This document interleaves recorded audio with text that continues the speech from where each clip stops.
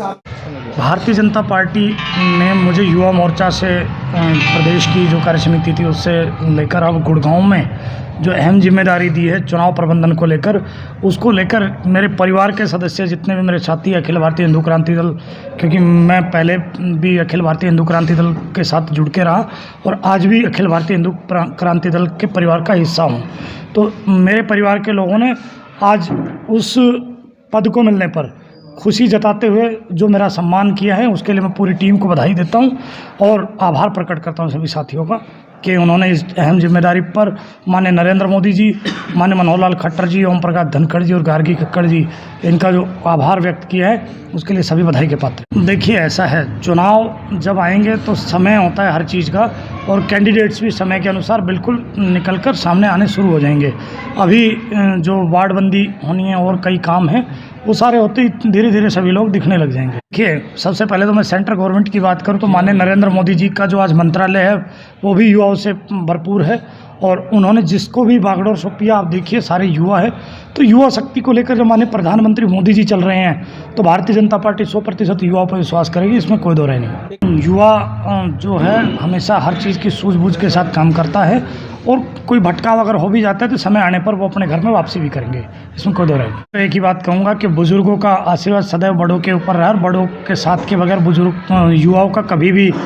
कोई पालन नहीं हुआ, इसलिए युवाओं को भी चाहिए कि अपने बुजुर्गों को साथ लेकर चलें और पार्टी के लिए खुल के काम करें। समय आने पर पार्टी को जहाँ जिस पे विश्वास दिखाई देगा उसको ग्राउंड में उतारेंगे और हम सबको मिलकर चुनाव जिताने का काम। कहावत भी है कि नया 9 दिन और पुराना 100 दिन। भारतीय जनता पार्टी पुरानी पार्टी है और माननीय मोदी जी की अगुवाई में और माननीय मनोहर लाल जी की अगुवाई में जिस प्रकार कार्य प्रगतिशील रूप से होने लग रहे हैं उनको देखते हुए भी और जो युवाओं का जो उसको देखते हुए 100% भारतीय जनता पार्टी अपने चुनाव में विजय रही। यूपी चुनाव में तो 100% उपयोगी योगी ही है और योगी जी 100% सरकार बना रहे, उसमें कोई दो राय नहीं है। देखिए मैं आपको अपना परिचय दे दूं, मैं राजनीतिक विश्लेषक के रूप में कार्यरत हूं माननीय मोदी साहब के नेतृत्व में।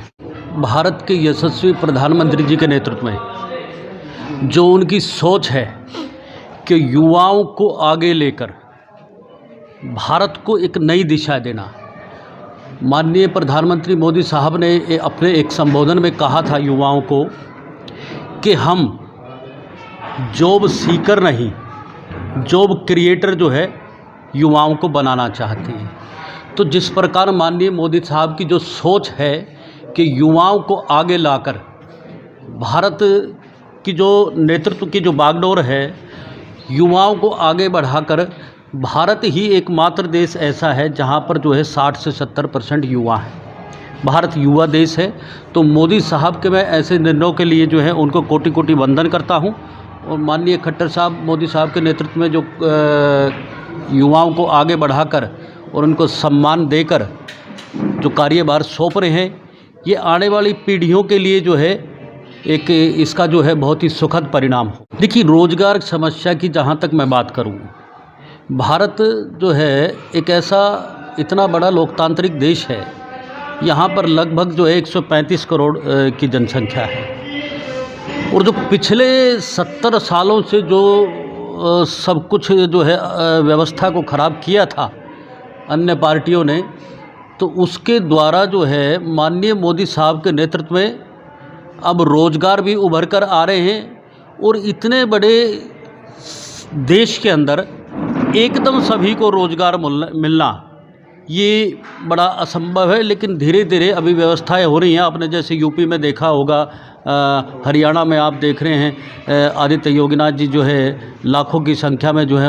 रोज़गार जो है आ रहे हैं आगे। तो हम चाहते हैं कि युवा जो है आगे बढ़कर आए और माननीय मोदी साहब का जो सपना है,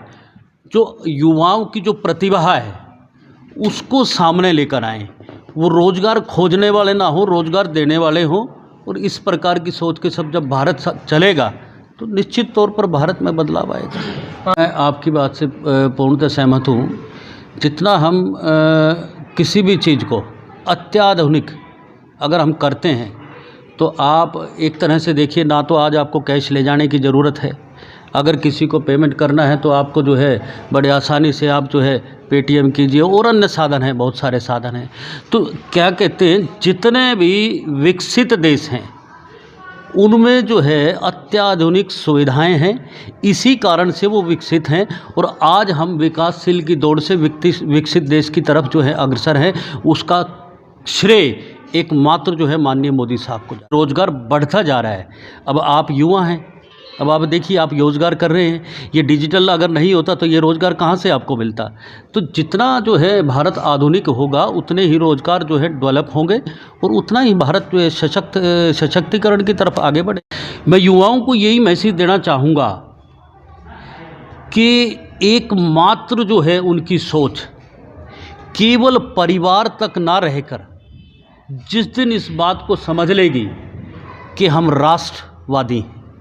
हम राष्ट्र के प्रति समर्पित हैं, और जब राष्ट्र के प्रति वो उनका भाव जब समर्पण का होगा